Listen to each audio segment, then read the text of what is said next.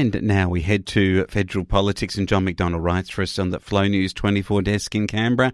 He says the ACTU is arguing for a $26 a week rise in the minimum wage in the case currently before the Fair Work Commission. But employers and the government argue that an increase of this size will put small business jobs at risk as these businesses struggle to recover from the pandemic-induced recession. The unions argue that a wage increase of $26 when the decision is handed down this July will be good for workers and good for the economy because it will boost consumer confidence.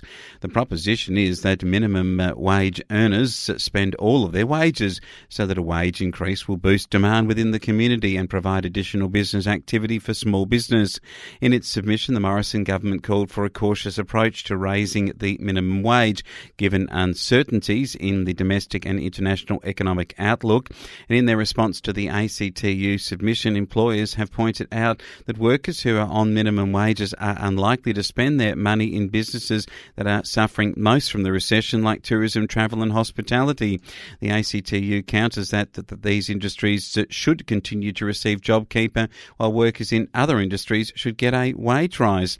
Around 2.3 million workers who are on awards are likely to get this wage increase if there is an increase in the minimum wage. Of those, 180,000 earn the minimum wage, and it's currently set at $19.84 an hour or $753.80 per week, which is around 52.7% of the national median wage.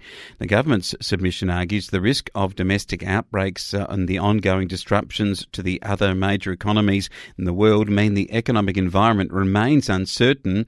Although the vaccine rollout is underway, COVID-19 outbreaks that would necessitate further containment measures remain a significant risk, and that the government also noted that the superannuation guarantee is scheduled to increase by 0.5% in July.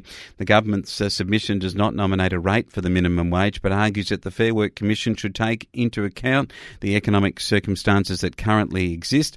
And from this perspective, the Reserve Bank has forecast that wages are unlikely to rise until the unemployment rate is in the 3.5% to 4% range. So the Reserve Bank says we should hold wages down until we get unemployment down. At the same time, there is the issue for industries like hospitality that could be decimated. We have unions arguing that we should just then keep those people on JobKeeper, but then that would mean that there would be a greater impost on the government, so that would mean increased taxes, so therefore there would be an erosion of the minimum wage rise. I think there's got to be some very careful thinking on this, particularly given the look at other countries. The issue here is what's happening in the world right now. What's happening when you see countries like China and others who continue to use fossil fuels to build massive industries and nuclear fuel to power their ships and so forth. And how does that affect Australia? How does that affect us? And in the end, how does it affect us in the case of uncertain times ahead? I think we need to be very cautious right now.